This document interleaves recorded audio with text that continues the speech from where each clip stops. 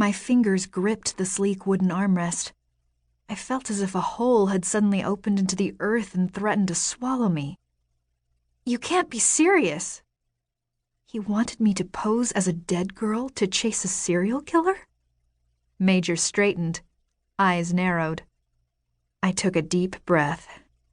I'll take her place? My voice shook, despite my best attempts to appear strong. I knew I should be grateful for the opportunity, but this was more than the usual entry-level missions, like reconnaissance or conducting background investigations. This was me at the front. Yes, that is what I said. Once she's dead, you'll pretend to be her. He said it like it was nothing, like posing as a murder victim was a perfectly normal occurrence. But everybody will already know she's dead, won't they? I can't pretend to be a corpse. No, they won't. Everyone will think there's been a miracle and she recovered. But what about her parents? I asked. Major traced a finger over the photos on the wall. They won't know either. They'll simply think that you're her. Don't you think they'll get suspicious if I don't act exactly like their daughter? They know her better than anyone. I'll never be just like her, no matter how hard I try. Yes, but think, Tessa. Why would they suspect anything? For them, there'll be no other explanation for their daughter's recovery than a miracle. And any small changes in her behavior will be attributed to the trauma. They could never imagine that variants exist.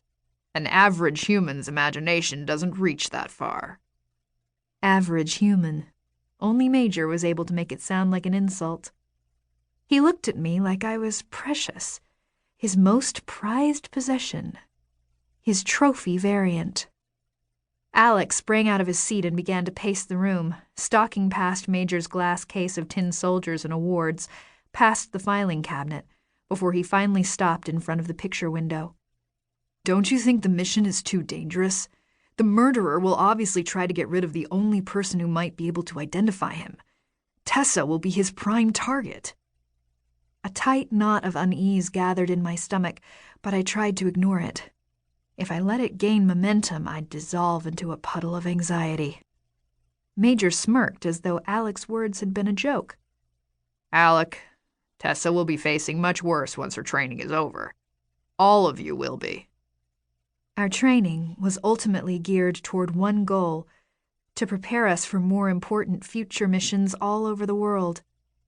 Tanner's brother Ty had recently completed training and was immediately sent on a covert assignment abroad. We didn't know where he was, but rumors said Iran or China. Only 10% of all agents were currently stationed at headquarters. The rest were out in the field. This case will look like a piece of cake compared to what's ahead. Do you think it'll be safe to impersonate the leader of a terrorist group or the president of a country that's spiraling out of control? That's what awaits Tessa in the future, because she's the only one who could do it.